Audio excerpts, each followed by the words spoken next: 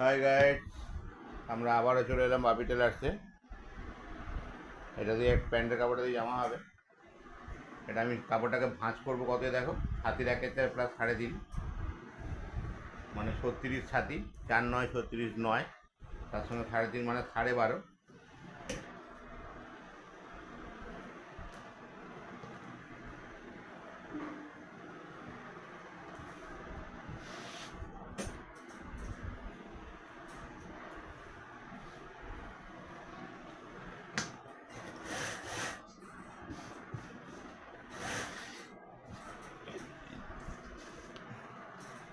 চুড়িদার কাটা খুবই সোজা, তোমরা শুধু ভয় পাও।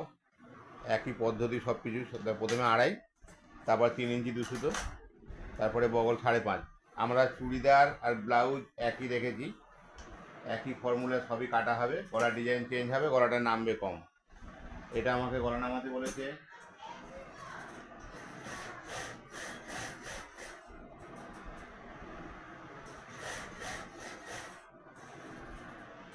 7, আমি 6.5 নামাচ্ছি।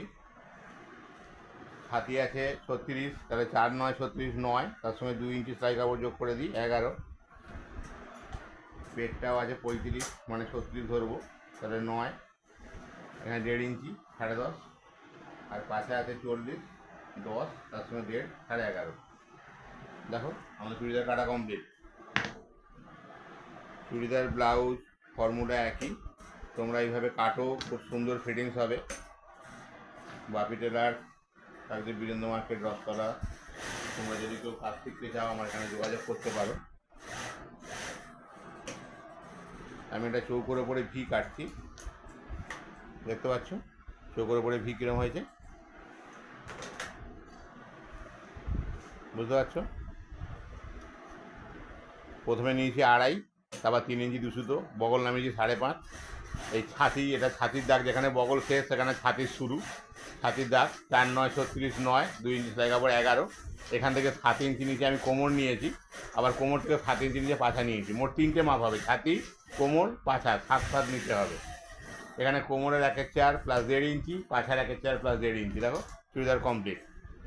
তোমরা এইভাবে কাটো আর কাপড়টাকে ভাঁজ করবে ছাতির 1/4 প্লাস 3.5। খুব সুন্দর ফিটিংস হবে, নিঃসন্দেহে ভালো ফিটিংস হবে।